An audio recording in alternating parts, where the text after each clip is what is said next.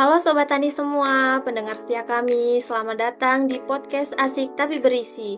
Kembali lagi bersama kami, saya Siva Olivatunisa, Angkatan 23, NDH 31. Halo, dan saya Windy Tetraningsih, Angkatan 23, NDH 36. Jadi hari ini kita mau ngobrol yang keren banget nih. Jadi apa itu sih, Pak? Nah, tema hari ini kita akan bahas tentang bela negara. Bela negara ini tapi bukan yang di medan perang ya teman-teman. Wih, keren banget nih. Kan banyak tuh Kak, orang berpikir kalau bela negara itu harus menjadi tentara ya. Kalau menurut Kak Sipa nih, apakah penyuluh pertanian lapangan termasuk bela negara atau enggak sih Kak? Oke, saya dulu ya Kak Windy. Kalau menurut saya pribadi sangat setuju apabila penyuluh pertanian lapangan juga termasuk wujud dari bela negara.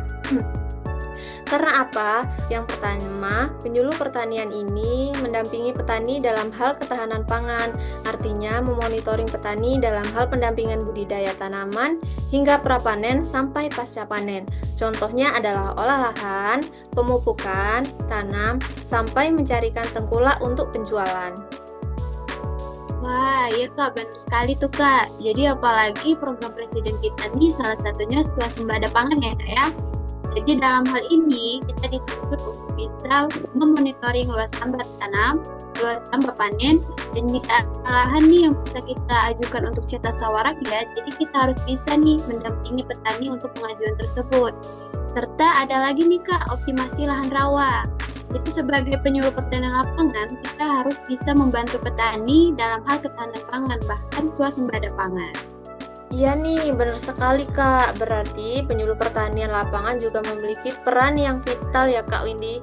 Kalau misalkan guru itu kan sering disebut pahlawan tanpa tanda jasa, berarti penyuluh pertanian lapangan juga bisa nih disebut pahlawan tanpa tanda jasa, tapi dalam versi di bidang pertanian. Begitu ya Kak Windy? Bisa banget itu Kak, karena memang sebenarnya penyuluh pertanian lapangan itu emang keren banget loh Kak. Oke, kayak gitu ya Kak ya. Jadi selanjutnya nilai bela negara itu kan ada banyak ya Kak ya. Salah satunya adalah nilai kemampuan awal bela negara. Jadi apa bisa nih dikaitkan dengan pekerjaan kita sebagai penyuluh? Oke, menurut pendapat pribadi sih, awal bela negara itu yang pertama kita harus cinta kepada tanah air. Cinta kepada tanah air itu, kalau kita tidak cinta kepada tanah air, kita perlu dipertanyakan nih nilai-nilai bela negara kita.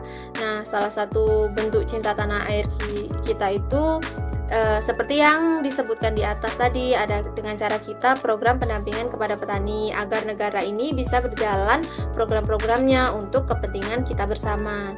Nah, untuk yang kedua adalah kesadaran berbangsa dan bernegara. Nah, untuk yang ketiga itu setia kepada NKRI. Kita harus setia kepada Negara Kesatuan Republik Indonesia. Nah, salah satu contohnya itu kita tidak boleh membocorkan hal-hal yang sifatnya rahasia kepada negara lain.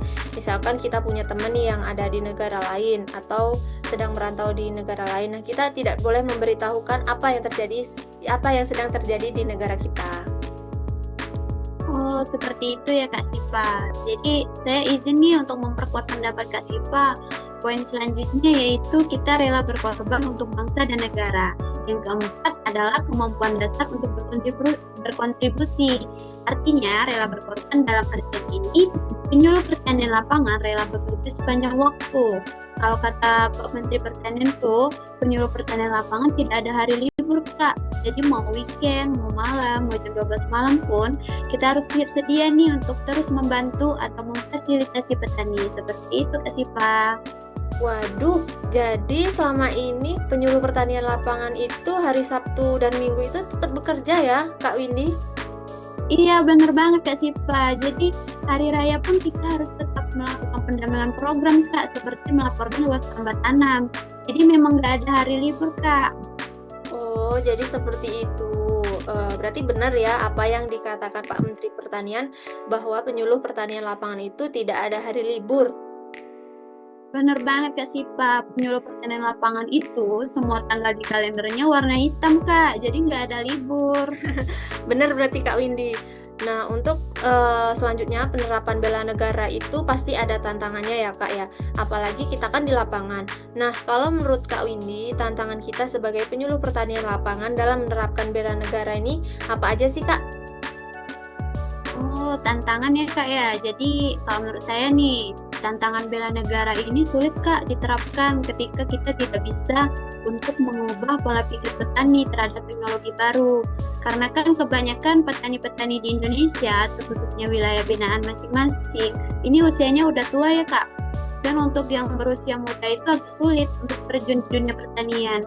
Jadi untuk menerima teknologi atau hal-hal yang baru, petani memang perlu pendampingan khusus Kak. Bahkan perlu bukti nih kalau teknologi itu benar-benar harus kita terapkan di zaman yang sekarang ini. Gitu Kak Sipa. Oh alah, jadi ternyata hampir sama ya Kak permasalahan di Indonesia ini, baik itu di Sumatera, di Jawa maupun di Sulawesi dan lain sebagainya. Oh ya Kak Benar Windy, Kak. saking asiknya ngobrol nih kayaknya waktunya udah hampir habis nih Kak Windy. Gimana ini?